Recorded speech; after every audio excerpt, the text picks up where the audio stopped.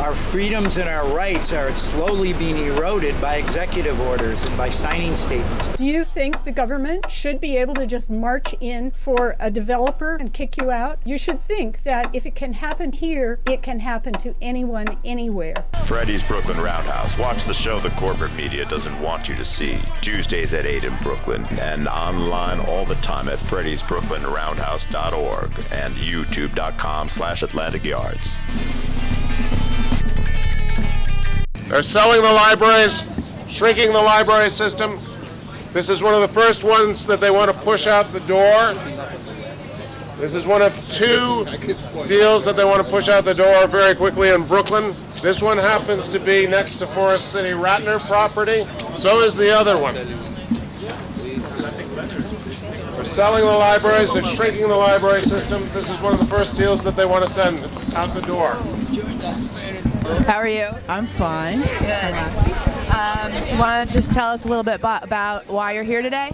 I'm here today because I'm a volunteer in the Soundview Public Library up in the Bronx, 660 Soundview Avenue, and I had been noticing that the books were leaving the shelves, and there were a lot of empty shelves, sound like a lot of innovation. And what I understood was that they were trying to renovate, but in the process, they moved out all the books. So all the families that were coming now come to the library, and they don't see the books, and they're still waiting for the books. Sounded like something was going on. So when I saw Caroline McGuire and her husband's posting, I went to immediately support, and I came down here to see how we get it together so that I can bring the protest to the Bronx, because the libraries are where the dreams are for the children, the old people. Everybody can go to the library, and we can learn to be better people together. That's why I'm here. All right. Thank you. Thank you. My name is Valerie Grant, and I'm from the Bronx in Soundview area. All right. There you go. So we got to represent all of us. All boroughs need to work together on this issue. Brooklyn, but it's the whole city. Every little by little. Sometimes that smallest library, you don't know what it means to some people who don't have access to computers and so on. They have to save the lives, save the children, save us all. Thank you. Hello, how are you doing today? Fine, and you? Thank you. Could you just tell us your name and where you live? My name is Valerie Bell, and I live in Wyckoff Gardens. That's here in Brooklyn? Brooklyn, New York. Brooklyn, New York. Yes. And we're outside of the Pacific Street Library today on 4th Avenue. Very close to where you live, correct? Correct. I came to this library as a child. My grandkids come here with the school. A lot of children use this library. It's a very popular library. It has a lot of children's services. Yes. And a lot of people use the internet services in here. So tell us why you're here today. I'm protesting. Don't close the library. That's right. We need the library. We all need the library, right, Phyllis? Okay. Even our seniors. So, thank you, Valerie. You're welcome. So, Phyllis, I know that you have a wheelchair. So, I know access is an issue, and this library doesn't have. Does this library have access? No access. As far as it's not mostly me. As far as like the seniors, they can't get to walking. They have to take up step by step. You got people with strollers. They can't carry. A lot of them strollers are heavy. Some got twins and all. You know, they need this own library. I haven't lived over here that long, but I lived in the area a long time, and I had to come over here. And when I was able to actually walk good, and I could get up the steps. But I haven't been to this library since I've been back in Brooklyn. I've been back in Brooklyn for 10 years. Right. So access is an issue. That is one of the reasons that the folks who want to shut down this library are using. But they don't want to put it out. Why don't they want to make it accessible for us? That's no excuse. Right. They make everything else accessible. You get on the grocery stores. You get on the department stores. Come on, this is for the kids, seniors, everybody of all ages. Right. So this library isn't presently landmarked, so they can easily put in some wheelchair and stroller access. Right? I don't know why they don't. So we do need to speak up for that on that issue and let the folks that are trying to sell this library branch off know that they shouldn't use that as an excuse. All right, is today a good day? Yes! All right, and why is it a good day? We're saving the libraries. Because we're here to save the libraries. And if we weren't here, these libraries would be sold off because they're selling libraries. They are shrinking the library system, and they have the goal to be deliberately underfunding the library system in order to have an excuse to sell off the libraries. We are funding our libraries here in New York at a level below where Detroit funds its libraries. We are keeping our libraries open less than Detroit, but the usage is up. The usage is up 40% programmatically. It's up 60% in terms of circulation. Bloomberg is lower than the mayor of Detroit? Bloomberg is lower than the mayor of Detroit. If you want to find a place where libraries get more use, go to Toronto. You have to leave the United States. Now, citizens-defended libraries exist in response to the breaking headlines. A lot of people still don't know what's going on. A lot of the pieces that help you connect the dots and put the whole picture together didn't start coming out till end of January, beginning of February. Now, some people may remember that they sold off Donnell.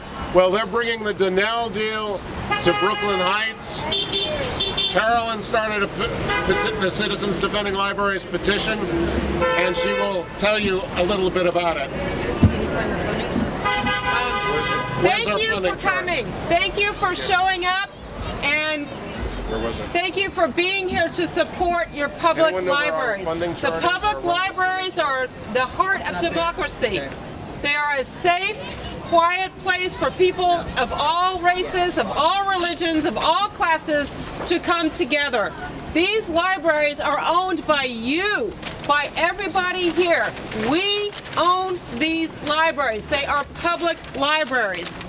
And they are being sold off simply for greed, to benefit a few well-connected, wealthy real estate hedge fund people in the city of New York who will be making an enormous amount of money, and at the same time will be disenfranchising the public.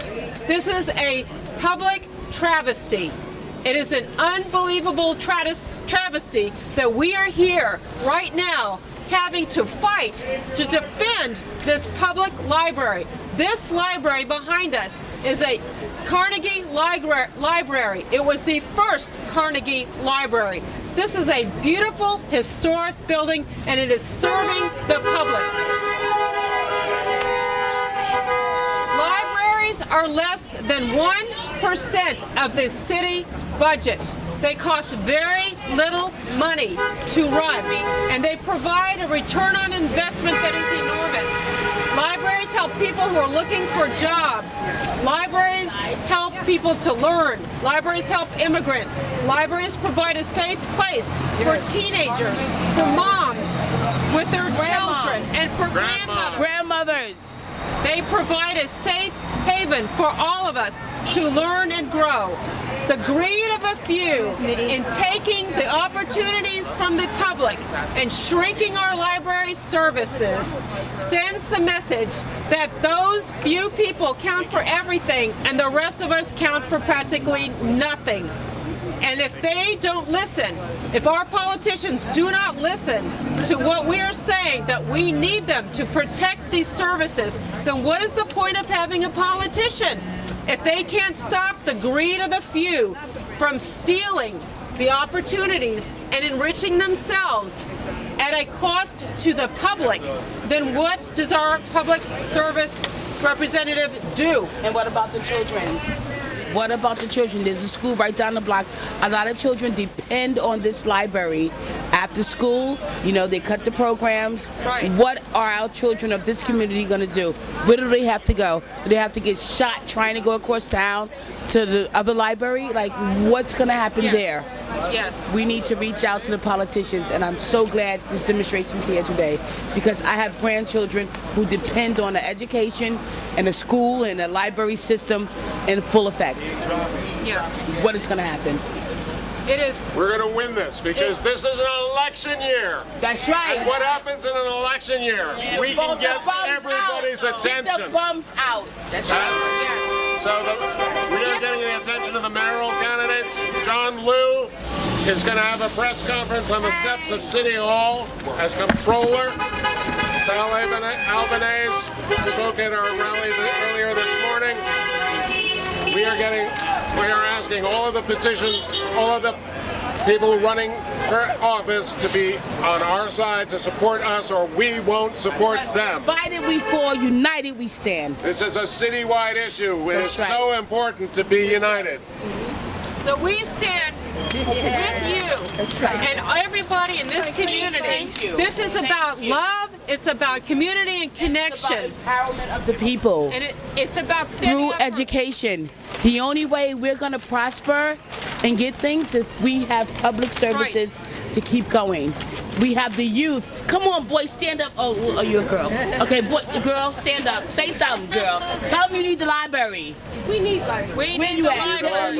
We need the library. I believe we need the libraries for the youth. children. We need to hear from the children. Children need to have the opportunity to obtain information need a safe haven. And a safe haven. They need places to go and commit their learn. To homework. School can't do it all. Oh, sorry, sir. These are necessities. It's the only library in how far radius? There's no libraries in Gowanus. Yeah, there's no libraries in the area. How do they think it's okay to close a library? I need my children. I support this 100%. I need everybody to come out and support. Borrow them, and you return them, and you can get another one when you return them. The use of the library is up. The green line is the use of the library. The red line is circulations. Use of the libraries are up across New York City. This blue line is funding for the libraries. The funding for the libraries went up until Mayor Bloomberg bought his third term. And after Mayor Bloomberg bought his third term, the funding has been going down dramatically every year. This is a public policy called demolition by neglect. Underfund the libraries, force them into position of having to sell off libraries in order to survive. But when they sell off these buildings, does that money go to the libraries? No. That library goes into a pool of money and it disappears in the city budget. And they're not even getting top dollar because they're structuring these deals as special deals that don't have to be bid out properly. They're making partnerships with specially picked developers. So they've set aside $100 million, not to benefit the libraries, but to help pay for the destruction and to give it to the developers who want to destroy these libraries and grab this land and grab this opportunity from the public. And it's all driven by greed. These deals are all developed top down and in secret. The perfect examples are the Donnell deal and the Brooklyn Heights deal and the Central Library Plan, where they are taking the 4 main libraries in Manhattan and subjecting them to a consolidating shrinkage.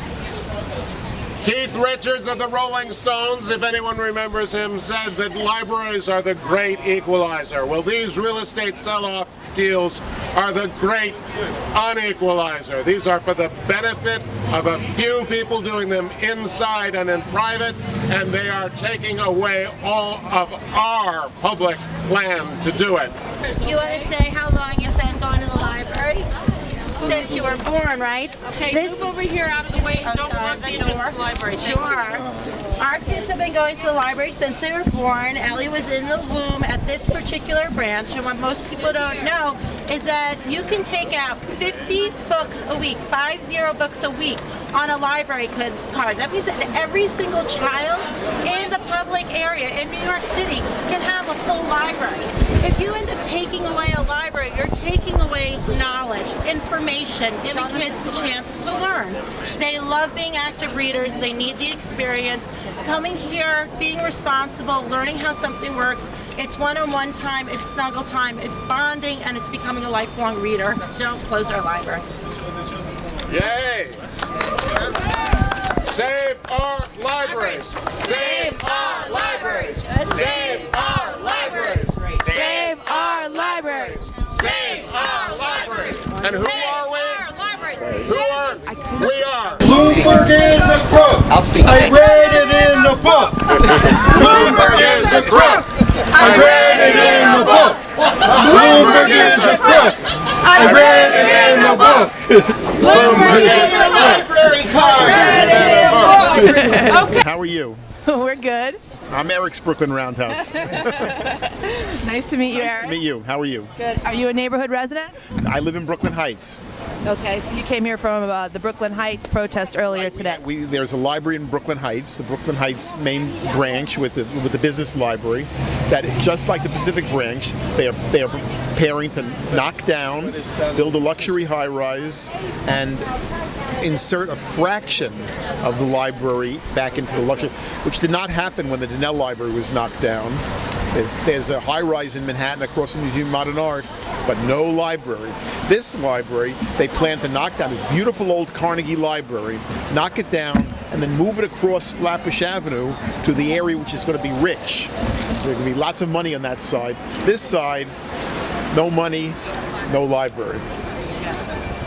We also have a lot of folks here, myself included, who live in Gowanus, and this is actually the closest library to Gowanus. There actually are no libraries in Gowanus proper. This is technically Borum Hill or Park Slope, sort of on the border. Right? Well, every community needs a library. There are kids, there are seniors, there are people in between. This morning at the Brooklyn Heights Library, we didn't know it, but while we were having a protest against it being destroyed, there was a music program going on in the library for children who have autism. Now, where are you going to have a program like that in a community except in a public library or in a public school, which they're also closing and knocking down? So a library is a community entity. It's the bedrock of democracy. It's where books, videotapes, computers for people who don't have computers at home. It's where people come for meetings in the evening. It's a wonderful place, and they should be encouraged and funded, and not shrunk and destroyed. Thank you. There was actually a director of the library in the 70s and the early 80s who fought to save this library from closure. So we want to recognize him and thank him for his work, and in his memory, fight for this library.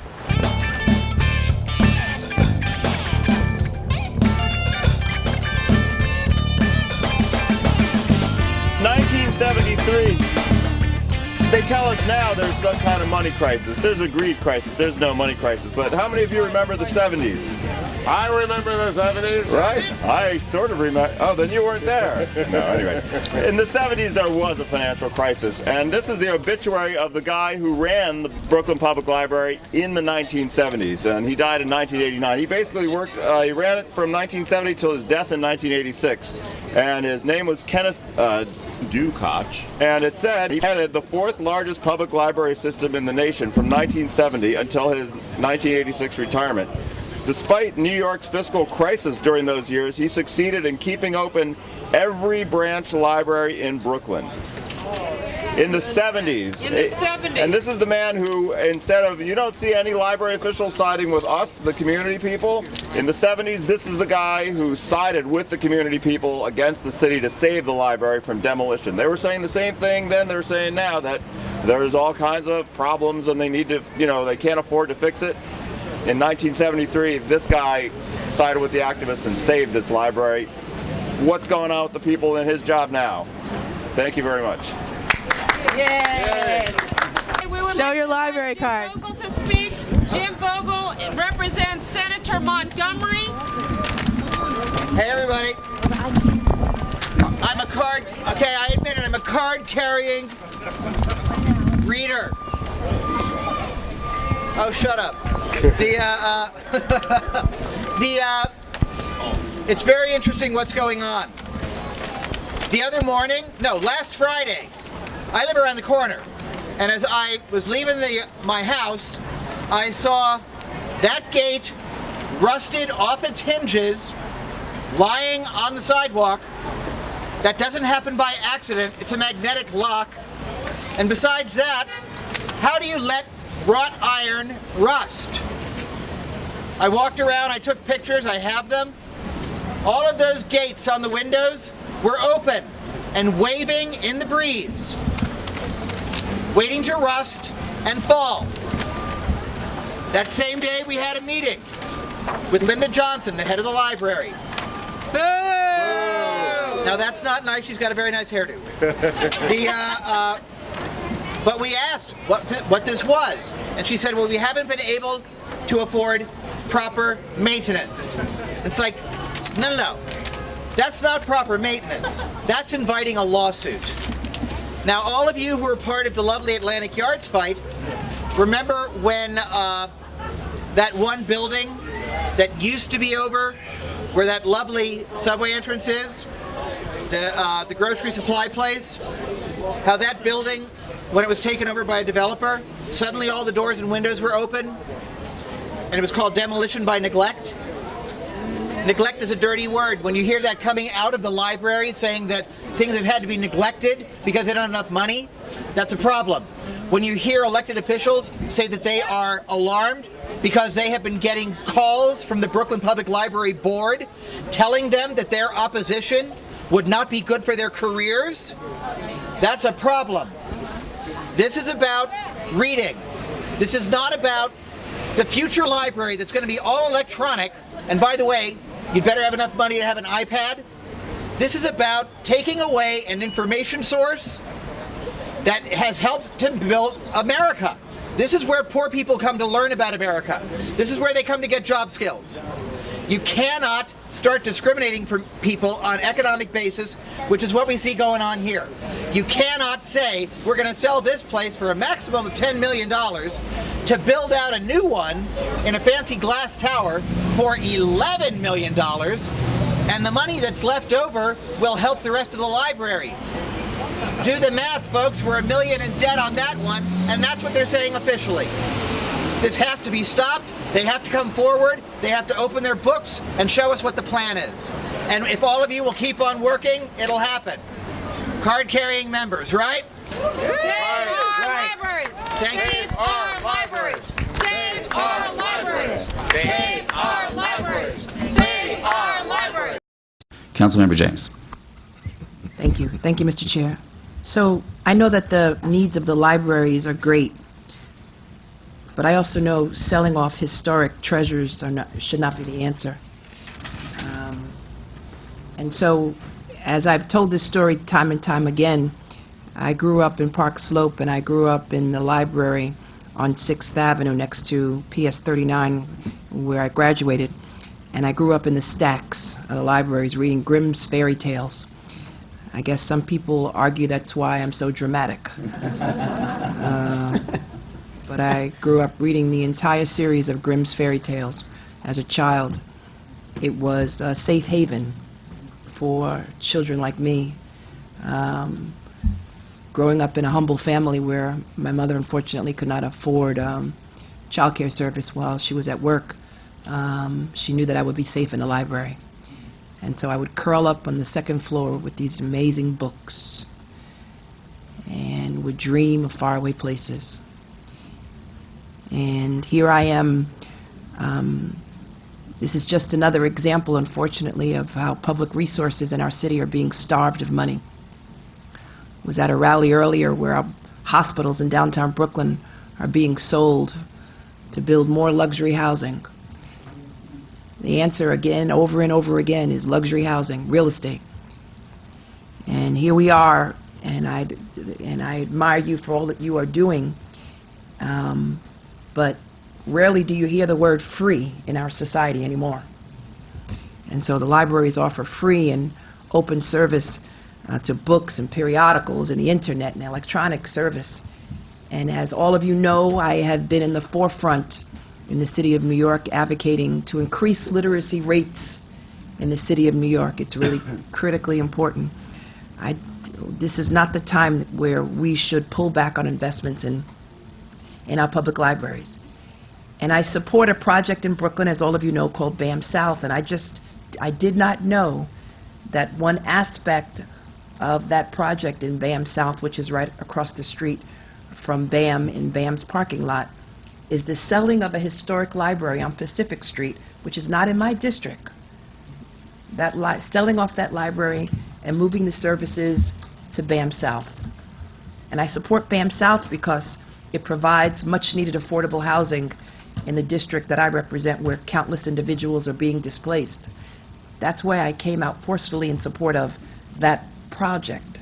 But I did not know that the library that would be included in that project is as a result of selling off the Pacific Street Library in Park Slope. And so now I have deep reservations about this project overall, because if it means selling off a historic library in a wonderful building to pay for a library in a new, shiny development project, then there's something wrong. And so last night, I understand the Park Slope Civic Council passed a resolution in opposition to the library being sold. And I stand with them. I join with them. And I wish I had known that they had passed that resolution. I would have been there to tell them about my Grimm's fairy tale story. But there's got to be a better way. There has to be a better way to save these libraries. That's a land that hopefully shall be or could be or will be a landmark building. It's a treasure, a national treasure. And to sell it off just to create a library for residents that are coming to Brooklyn, I just don't see it. I really don't see it. And I guess I have to revisit my support now for this project. Well, I'd like to put your mind at ease. The project is a great one, and the idea of Brooklyn Public Library sharing space in that project is actually one that we're very excited about for a number of different reasons. We will have an opportunity to build a space that I think will be far more effective than the Pacific branch to which you've referred. And while it is an old Carnegie library, I would love to take you through it so that you can see exactly what it's like to try and provide service in that building. I am an enormous I would also love an independent assessment of that library. Sure. To determine whether or not it can be saved. Sure. And I also believe that, and I don't know, and I guess there has to be a legal analysis as to whether or not one can sell off a Carnegie library. The question is whether or not there's restrictive covenants on the ability to sell off a treasure of that magnitude. And so, again, let me reiterate my concern. Let me join with my friends in Park Slope, a neighborhood where I was born and raised, and I obviously pay very close attention to what happens in Park Slope. And let me just also go on to say that I'm very much concerned about selling off this historic treasure, notwithstanding the fact that it does have great capital needs. I just believe that we can do better, and we should do better for the children and for all those who utilize its service. Thank you.